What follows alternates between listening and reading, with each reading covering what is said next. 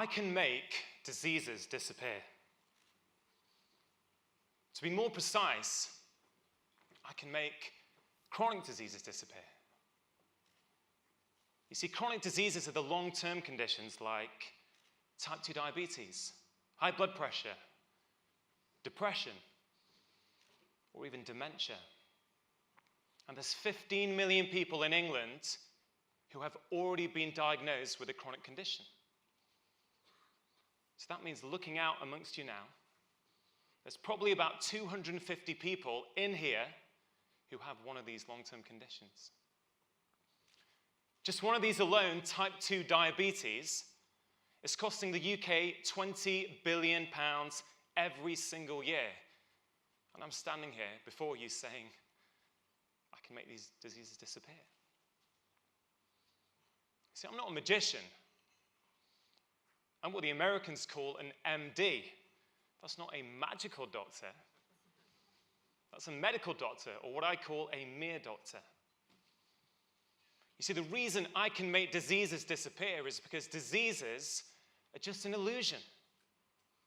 Diseases are not real. In fact, diseases don't really exist. At least not in the way that we think they do. So 15 years ago, I qualified for medical school, and I was ready. I was full of enthusiasm, full of passion, ready to go out and help people. But I always felt that there was something missing. I started off as a specialist. I moved from being a specialist to becoming a generalist, or a GP. And I always got this nagging sense that I was just managing disease or simply suppressing people's symptoms. And then, just 5.5 years ago, came the turning point for me. You see, 5.5 years ago, my son nearly died. My wife and I, we were on holiday in France, and with our little baby boy, and she called out to me, said he's not moving. So I rushed there, and he was lifeless. I thought he was choking. So I picked him up, I tried to clear his airway. Nothing happened, and I froze. See, she called out to me, my wife said, come on, we've got to get to hospital. So we rushed there, and we were worried, because when we got there, he still wasn't moving. The doctors were worried, because they didn't know what was happening. That night, he had 2 lumbar punctures because they thought he might have meningitis. And he stayed in a foreign hospital for 3 days. And what actually transpired was my son had a low level of calcium in his blood that was caused by a low level of vitamin D. My son nearly died from a preventable vitamin deficiency, and his father, a doctor, knew nothing about it. You see, as a parent, that is a harrowing experience. That never leaves you. But I was a doctor, I was his dad, and the guilt that stayed with me, and is still here today, that changes you. So I started reading. I started reading about this vitamin deficiency. And as I started reading, I started to learn a lot of science that I did not learn at medical school. A lot of science that I thought, hey, this makes a lot of sense to me. So I started applying this science. I started applying it, first of all, with my son, and I saw the amazing benefits. So then I started applying it with my patients, and do you know what happened? People started getting better. Really better. You see, I learned how to resolve the root cause of their problems rather than simply suppressing their symptoms.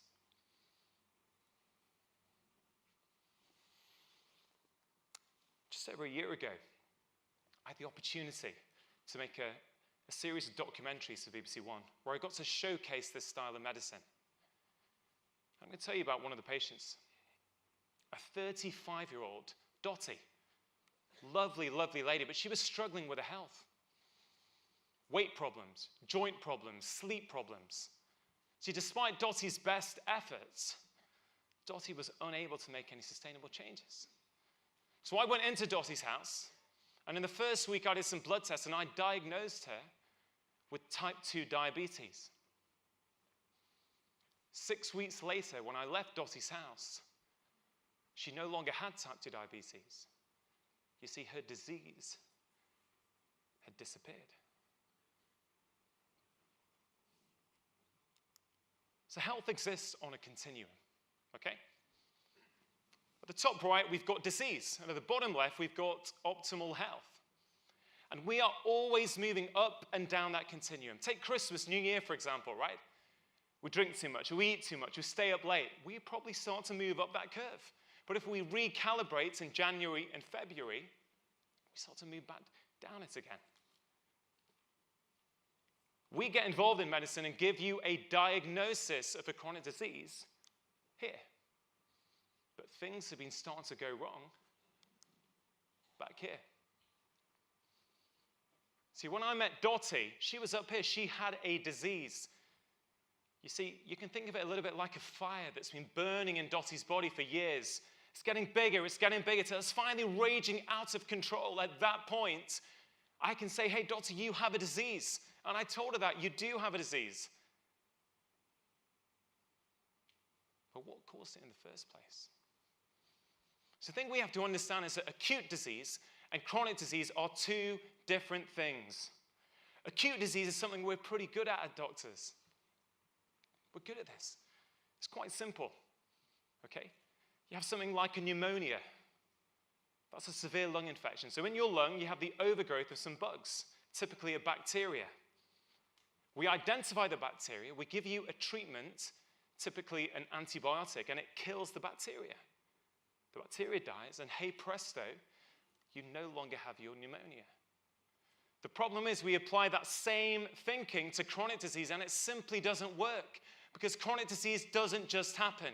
You don't just wake up with chronic disease one day, and there's many different causes of chronic disease.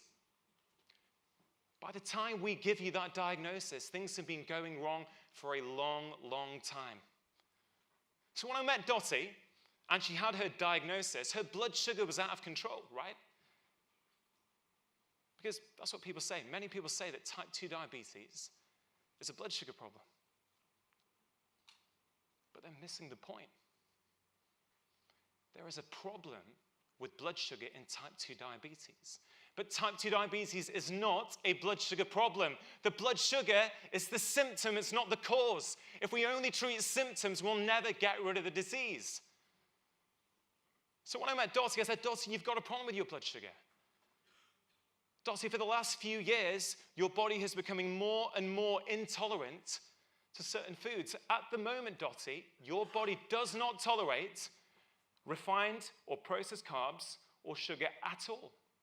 So you've got to cut them out. So what does that do? Well, it starts putting fuel on Dottie's raging fire. But then we've got to work out, well, what started the fire in the first place? And what was the fuel that caused it to burn for so long? In most cases of type 2 diabetes, this is something called insulin resistance. Now, insulin is a very important hormone, and one of its key functions is to keep your blood sugar tightly controlled in your body. So, let's say you're at the bottom left in optimal health, like all of us in here. And you have a breakfast of, say, a sugary bowl of cereal. What happens is your blood sugar goes up, but your body releases a little bit of insulin, and it comes back down to normal. As you move up that curve, you are becoming more and more insulin resistant. That means you need more and more insulin to do the same job. And for all those years, before you get anywhere near a diagnosis, that raised level of insulin is causing you a lot of problems. You can think of it a little bit like alcohol. The very first time you have a drink, what happens? Say you have a glass of wine, 1 or 2 sips, maybe half a glass. You feel tipsy. You feel a little bit drunk. And as you become a more seasoned and accustomed drinker, you need more and more alcohol to have the same effect. That's what's going on with insulin. You need more and more insulin to have the same effect, but that insulin itself is problematic. And when the insulin can no longer keep your sugar under control, at that point, we say, oh, you've got a disease. At that point, you have type 2 diabetes. So what causes this insulin resistance that then causes type 2 diabetes? Well, there's many different things. It could be your diet. It could be that your diet for the last 10 years has been full of processed junk food. That could be a cause. But what if it's something else? What if it's the fact that you are chronically stressed? Work stress, emotional stress, perceived stress. For me, just seeing my email inbox sometimes, that's a stress. See, that raises levels of cortisol in your body. And cortisol, when it's up, raises your sugar, which causes insulin resistance. What if it's something else? What if it's the fact that you have been sleep deprived because you are a shift worker? See, in some people, one night's sleep deprivation can give you as much insulin resistance as 6 months on a junk food diet. What if it's the fact that as you're getting older, you're losing muscle mass?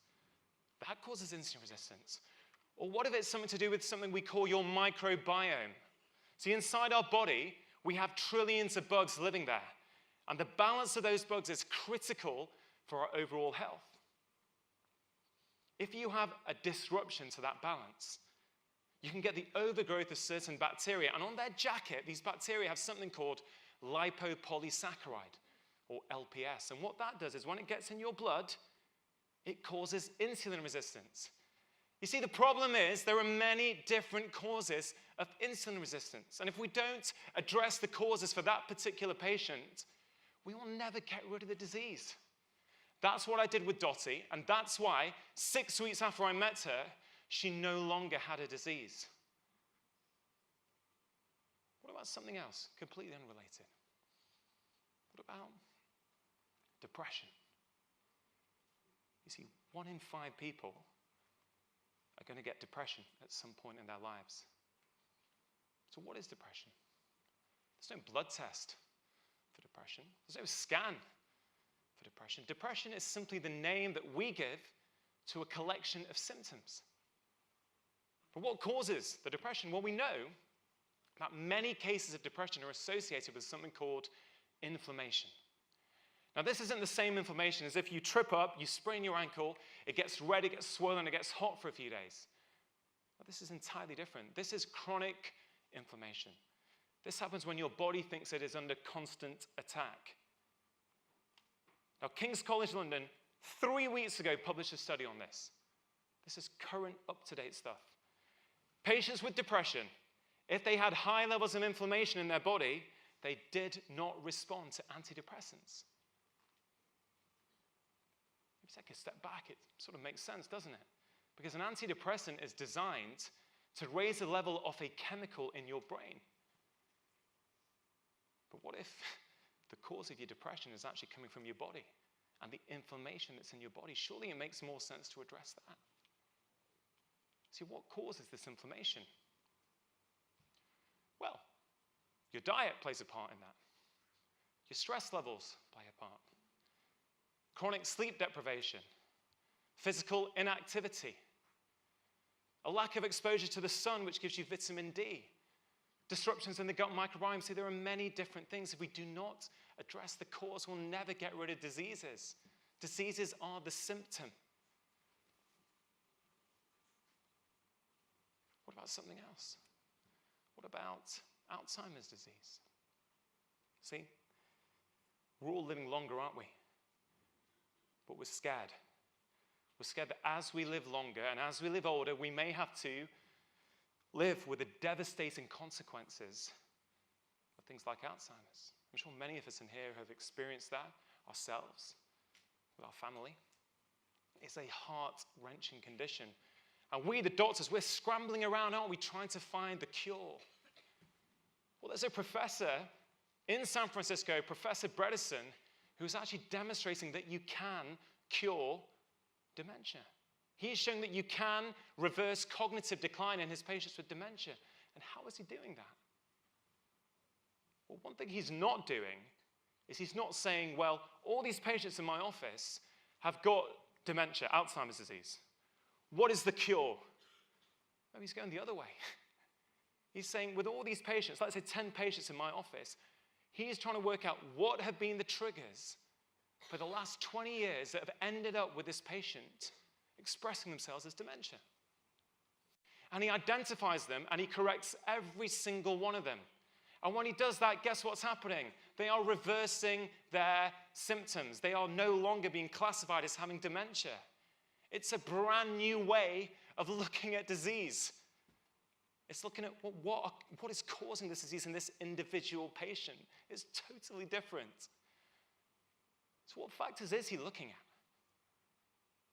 Well, he's looking at their diet. He's looking at their stress levels, their sleep quality, their physical activity levels, their exposure to environmental toxins, etc., etc., etc. Is this starting to sound a little bit familiar? See, what if all these seemingly separate diseases actually at their core share common root causes? See, we need to update our thinking. Our genetics are not our destiny. Our genes load the gun, but it's our environment that pulls the trigger. All these factors here, these are the factors that basically interact with your genes and determine how your genes are expressed. Whether you are in optimal health, whether you have a disease, or whether you are somewhere in between. Collectively, as a society, I genuinely believe we can do better, and we have to do better. Type 2 diabetes alone is costing us £20 billion a year. Just a 1% saving there would be £200 million. And I think we can do way better than 1%.